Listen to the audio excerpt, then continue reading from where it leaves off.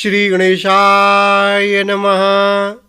एक बार प्रेम से बोलो श्री शंकर भगवान की जय। शिव पुराण सतरुद्र संहिता अध्याय 42 शिव जी के 22 ज्योतिर्लिंगावतारों का सविस्तार वर्णन।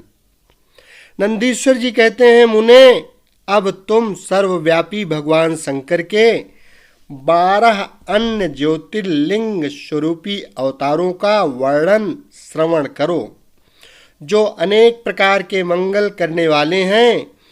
उनके नाम इस प्रकार से हैं: सौराष्ट्र में सोमनाथ, श्रीशैल पर मल्लिकार्जुन, उज्जैनी में महाकाल, ओंकार में अमरेश्वर, हिमालय पर केदार, डाकिनी में भीमशंकर, काशी में विश्वनाथ, गौतमी के तट पर त्रयंबकेश्वर, चिताभूमि में वैद्यनाथ, दारुक वन में नागेश्वर, सेतु बंध पर रामेश्वर और शिवालय में घुष्मेश्वर।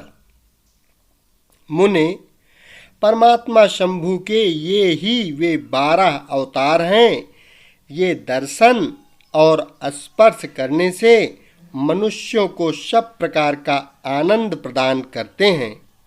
मुने, उनमें पहला अवतार सोमनाथ का है। यह चंद्रमा के दुख का विनाश करने वाला है। इनका पूजन करने से क्षय और कुष्ठ आदि रोगों का नाश हो जाता है। यह सोमेश्वर नामक शिवावतार सौराष्ट्र नामक पावन प्रदेश में लिंग रूप से स्थित है। पूर्व काल में चंद्रमा ने इनकी पूजा की थी। वहीं संपूर्ण पापों का विनाश करने वाला एक चंद्रकुंड है, जिसमें स्नान करने से बुद्धिमान मनुष्य संपूर्ण रोगों से मुक्त हो जाता है। परमात्मा शिव के सोमेश्वर नामक महालिंग का दर्शन करने से मनुष्य पाप से छूट जाता है और उसे भोग और मोक्ष सुलभ हो जाते हैं। तात शंकर जी का मल्लिकार्जुन नामक दूसरा अवतार श्रीशैल पर हुआ। वह भक्तों को अभीष्ट फल प्रदान करने वाला है। मुने, भगवान शिव परम प्रसन्नता पूर्वक अपने निवास भूत कैलाश गिरि से लिंग रूप में श्रीशैल पर पधारे हैं। पुत्र प्राप्ति के लिए इनकी स्तुति की जाती है। मुने, यह जो दूसरा ज्योतिर्लिंग है वह दर्शन और पूजन करने से महासुख कारक होता है और अंत में मुक्ति भी प्रदान कर देता है। इसमें तनिक भी संशय नहीं है। तात शंकर जी का महाकाल नामक तीसरा अवतार उज्जैनी नगरी में हुआ। वह अपने भक्तों की रक्षा करने वाला है। एक बार रत्नमाला निवासी दूषण नामक असुर, जो वैदिक धर्म का विनाशक, विप्रद्रोही तथा सब कुछ नष्ट करने वाला था, उज्जैनी में जा पहुंचा। तब वेद नामक ब्राह्मण के पुत्र ने शिव जी का ध्यान किया। फिर तो शंकर जी ने तुरंत ही प्रकट होकर हुंकार द्वारा उस असुर को भस्म कर दिया। तत्पश्चात अपने भक्तों का सर्वथा पालन करने वाले शिव देवताओं के प्रार्थना करने पर महाकाल नामक ज्योतिर्लिंग स्वरूप से वहीं प्रतिष्ठित हो गए। इन महाकाल नामक लिंग का प्रयत्न पूर्वक दर्शन और पूजन करने से मनुष्य की सारी कामनाएं पूर्ण हो जाती हैं और अंत में उसे परम गति प्राप्त होती है। परम आत्मबल से संपन्न परमेश्वर शंभु ने भक्तों को अभीष्ट फल प्रदान करने वाला ओंकार नामक चौथा अवतार धारण किया। मुने, विंध्यगिरि ने भक्ति पूर्वक विधि विधान से शिव जी का पार्थिव लिंग स्थापित किया। उसी लिंग से विंध्य का मनोरथ पूर्ण करने वाले महादेव प्रकट हुए। तब देवताओं के प्रार्थना करने पर भुक्ति मुक्ति के प्रदाता भक्त वत्सल लिंग रूपी शंकर वहां दो रूपों में विभक्त हो गए। मुनीश्वर उनमें एक भाग ओंकार में ओंकारेश्वर नामक उत्तम लिंग के रूप में प्रतिष्ठित हुआ और दूसरा पार्थिव लिंग परमेश्वर नाम से सिद्ध हुआ। मुने, इन दोनों में जिस किसी का भी दर्शन पूजन किया जाए उसे भक्तों की अभिलाषा पूर्ण करने वाला समझना चाहिए। महामुने, इस प्रकार मैंने तुम्हें इन दोनों महादिव्य ज्योतिर्लिंगों का वर्णन सुना दिया। परमात्मा शिव के 5वें अवतार का नाम है केदारेश। वह केदार में ज्योतिर्लिंग रूप से स्थित है। मुने, वहाँ श्री हरि के जो नर नारायण नामक अवतार हैं, उनके प्रार्थना करने पर शिव जी हिमगिरी के केदार शिखर पर स्थित हो गए। वे दोनों उस केदारेश्वर लिंग की नित्य पूजा करते हैं। वहाँ शंभु दर्शन और पूजन करने वाले भक्तों को अभीष्ट प्रदान करते हैं। तात सर्वेश्वर होते हुए भी शिव इस खंड के विशेष रूप से स्वामी हैं। शिव जी का यह अवतार संपूर्ण अभीष्टों को प्रदान करने वाला है। महाप्रभु शंभु के 6ठे अवतार का नाम भीम शंकर है। इस अवतार में उन्होंने बड़ी बड़ी लीलाएं की हैं और भीमासुर का विनाश किया है। कामरूप देश के अधिपति राजा सुदक्षिण शिव जी के भक्त थे। भीमासुर उन्हें पीड़ित कर रहा था। तब शंकर जी ने अपने भक्त को दुख देने वाले उस अद्भुत असुर का वध करके उनकी रक्षा की। फिर राजा सुदक्षिण के प्रार्थना करने पर स्वयं शंकर जी डाकिनी में भीम शंकर नामक ज्योतिर्लिंग स्वरूप से स्थित हो गए। मुने, जो समस्त ब्रह्मांड स्वरूप तथा भोग मोक्ष का प्रदाता है, वह विश्वेश्वर नामक 7वां अवतार काशी में हुआ। मुक्तिदाता सिद्ध स्वरूप स्वयं भगवान शंकर अपनी पूरी काशी में ज्योतिर्लिंग रूप में स्थित हैं। विष्णु आदि सभी देवता, कैलाशपति शिव और भैरव नित्य उनकी पूजा करते हैं। जो काशी विश्वनाथ के भक्त हैं और नित्य उनके नामों का जप करते हैं, वे कर्मों से निर्लिप्त होकर कैवल्य पद के भागी होते हैं। चंद्रशेखर शिव का जो त्रयंबक नामक 8वां अवतार है, वह गौतम ऋषि के प्रार्थना करने पर गौतमी नदी के तट पर प्रकट हुआ था। गौतम की प्रार्थना से उन मुनि को प्रसन्न करने के लिए शंकर जी प्रेम पूर्वक ज्योतिर्लिंग स्वरूप से वहां अचल होकर स्थित हो गए।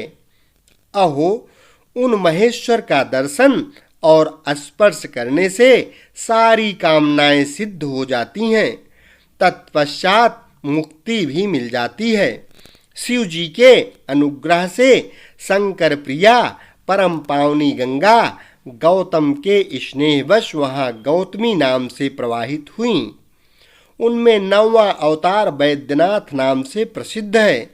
इस अवतार में बहुत सी विचित्र लीलाएं करने वाले भगवान शंकर रावण के लिए आविर्भूत हुए थे। उस समय रावण द्वारा अपने लाए जाने को ही कारण मानकर महेश्वर ज्योतिर्लिंग स्वरूप से चिताभूमि में प्रतिष्ठित हो गए। उस समय से वे त्रिलोकी में वैद्यनाथेश्वर नाम से विख्यात हुए। वे भक्ति पूर्वक दर्शन और पूजन करने वाले को भोग मोक्ष के प्रदाता हैं। मुने, जो लोग इन वैद्यनाथेश्वर शिव के महात्म्य को पढ़ते अथवा सुनते हैं, उन्हें यह भुक्ति मुक्ति का भागी बना देता है। 10वां नागेश्वर अवतार कहलाता है। यह अपने भक्तों की रक्षा के लिए प्रादुर्भूत हुआ था। यह सदा दुष्टों को दंड देता रहता है। इस अवतार में शिव जी ने दारुक नामक राक्षस को, जो धर्मघाती था, मारकर वैश्यों के स्वामी अपने सुप्रिय नामक भक्त की रक्षा की थी। तत्पश्चात बहुत सी लीलाएं करने वाले वे परात्पर प्रभु शंभु लोकों का उपकार करने के लिए अंबिका सहित ज्योतिर्लिंग स्वरूप से स्थित हो गए। मुने, नागेश्वर नामक उस शिवलिंग का दर्शन तथा अर्चन करने से राशि के राशि महान पातक तुरंत विनष्ट हो जाते हैं। मुने, शिव जी का 11वां अवतार रामेश्वरावतार कहलाता है। वह श्री रामचंद्र का प्रिय करने वाला है। उसे श्री राम ने ही स्थापित किया था। जिन भक्तवत्सल शंकर ने परम प्रसन्न होकर श्री राम को प्रेम पूर्वक विजय का वरदान दिया, वे ही लिंग रूप में आविर्भूत हुए। मुने, तब श्री राम के अत्यंत प्रार्थना करने पर वे सेतु बंध पर ज्योतिर्लिंग रूप से स्थित हो गए। उस समय श्री राम ने उनकी भली भांति सेवा पूजा की। रामेश्वर की अद्भुत महिमा की भूतल पर किसी से तुलना नहीं की जा सकती। यह सर्वदा भुक्ति मुक्ति की प्रदायिनी तथा भक्तों की कामना पूर्ण करने वाली है। जो मनुष्य सद्भक्ति पूर्वक रामेश्वर लिंग को गंगा जल से स्नान कराएगा, वह जीवन मुक्त ही है। वह इस लोक में जो देवताओं के लिए भी दुर्लभ है, ऐसे संपूर्ण भोगों को भोगने के पश्चात परम ज्ञान को प्राप्त होगा। फिर उसे कैवल्य मोक्ष मिल जाएगा। घुसमेश्वरावतार शंकर जी का 12वां अवतार है। वहाँ नाना प्रकार की लीलाओं का कर्ता भक्त वत्सल तथा घुसमा को आनंद देने वाला है। मुने, घुसमा का प्रिय करने के लिए भगवान शंकर दक्षिण दिशा में स्थित देवशैल के निकटवर्ती एक सरोवर में प्रकट हुए। मुने, घुसमा के पुत्र को सुदेह्य ने मार डाला था। उसे जीवित करने के लिए घुसमा ने शिव जी की आराधना की। तब उनकी भक्ति से संतुष्ट होकर भक्तवत्सल शंभु ने उनके पुत्र को बचा लिया। तदनंतर कामनाओं के पूरक शंभु घुसमा की प्रार्थना से उस तड़ाग में ज्योतिर्लिंग रूप से स्थित हो गए। उस समय उनका नाम घुसमेश्वर हुआ। जो मनुष्य उस शिवलिंग का भक्ति पूर्वक दर्शन तथा पूजन करता है, वह इस लोक में संपूर्ण सुखों को भोगकर अंत में मुक्ति लाभ प्राप्त करता है। सनत कुमार जी, इस प्रकार मैंने तुमसे इन 12 दिव्य ज्योतिर्लिंगों का वर्णन किया। ये सभी भोग और मोक्ष के प्रदाता हैं। जो मनुष्य ज्योतिर्लिंगों की इस कथा को पढ़ता अथवा सुनता है, वह संपूर्ण पापों से मुक्त हो जाता है तथा भोग मोक्ष को प्राप्त करता है। इस प्रकार मैंने इस सतरुद्र नाम की संहिता का वर्णन कर दिया। यह शिव के 100 अवतारों की उत्तम कीर्ति से संपन्न तथा संपूर्ण अभीष्ट फलों को देने वाली है। जो मनुष्य इसे नित्य समाहित चित्त से पढ़ता अथवा सुनता है या सुनाता है, उसकी सारी लालसाएं पूर्ण हो जाती हैं और अंत में उसे निश्चय ही मुक्ति मिल जाती है। अध्याय 42 संपन्न हुआ। इस प्रकार से सतरुद्र संहिता संपूर्ण हुई। अब इसके आगे के भाग में हम शिव महापुराण की वायवीय संहिता का वर्णन करेंगे। शेष अगले भाग में। धन्यवाद।